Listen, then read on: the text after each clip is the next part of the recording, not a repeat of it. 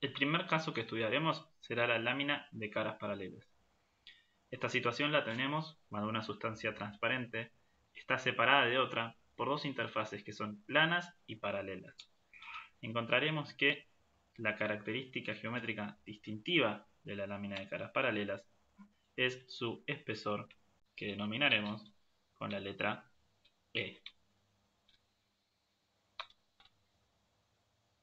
Un rayo incide sobre una de las caras de la lámina paralela con un ángulo de incidencia θ sub i, que se forma entre el ángulo y la normal a esta cara. Sufrirá un desvío acercándose a la normal y luego abandonará la lámina de caras paralelas sufriendo otro desvío alejándose de la normal.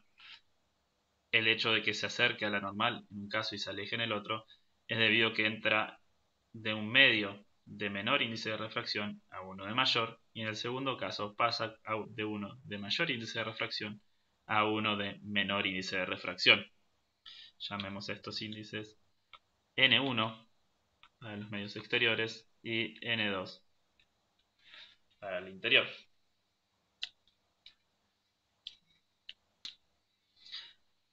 El hecho más distintivo en esta lámina de caras paralelas es que el ángulo de incidencia del ángulo que llegó a la lámina, a la primera interfase, y el ángulo de refracción del rayo que abandona la segunda interfase son los mismos.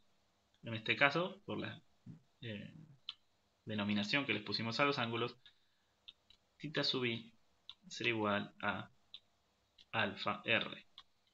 Quedan por denominar el ángulo de refracción para la primera interfase, que llamaremos θr, y el ángulo de incidencia para la segunda interfase, que llamaremos alfa i.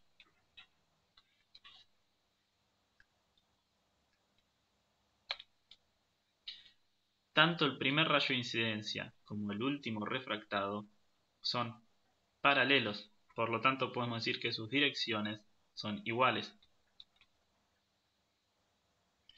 La separación que existe entre estas dos direcciones se denomina desviación y la llamaremos D.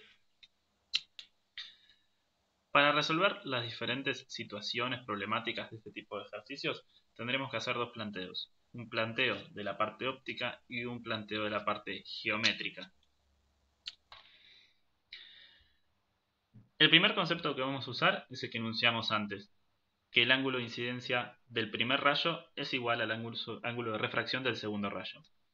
Además, vamos a poder relacionar en la primera interfase, la cual llamaré interfase 1, y en la interfase 2, los ángulos de incidencia y refracción en cada una usando la ley de Snell.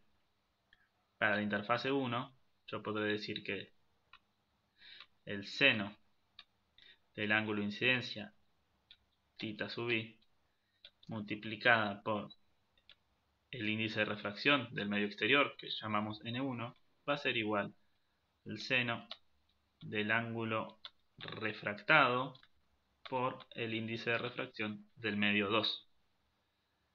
Para la segunda interfase, lo que tendré es que el seno del ángulo de incidencia alfa sub i multiplicado por el índice de refracción del medio 2 va a ser igual a el seno del ángulo de refracción alfa sub r, disculpen, por el índice de refracción del medio 1. Por último, tendremos que plantear relaciones de ángulos para poder resolver este tipo de ejercicios.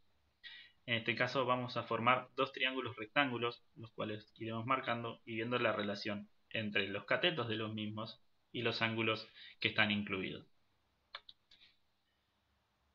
Si observamos el triángulo pintado en violeta, el cual está traducido fuera del dibujo, vemos un triángulo cuyo uno de sus ángulos es el ángulo de refracción θ sub r, y uno de sus catetos corresponde al espesor de la lámina de caras paralelas. Podemos relacionar a ambos diciendo que el coseno de este ángulo θ sub r será el cateto adyacente, que vale E, el espesor de la lámina, dividido la hipotenusa, que no conocemos. Por otra parte, existe un segundo triángulo el cual podemos armar.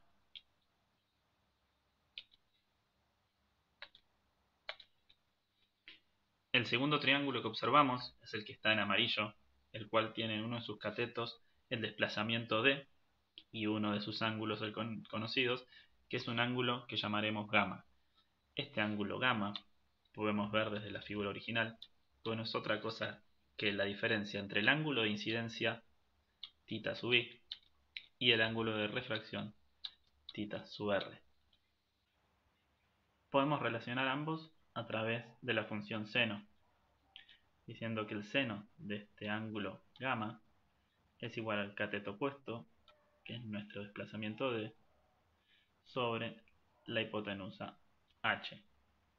Si observamos ambos triángulos, esta hipotenusa que utilizamos para el primer triángulo y la que utilizamos para este segundo son iguales, por lo cual podremos relacionar estas dos expresiones que llamaremos 3 y 4.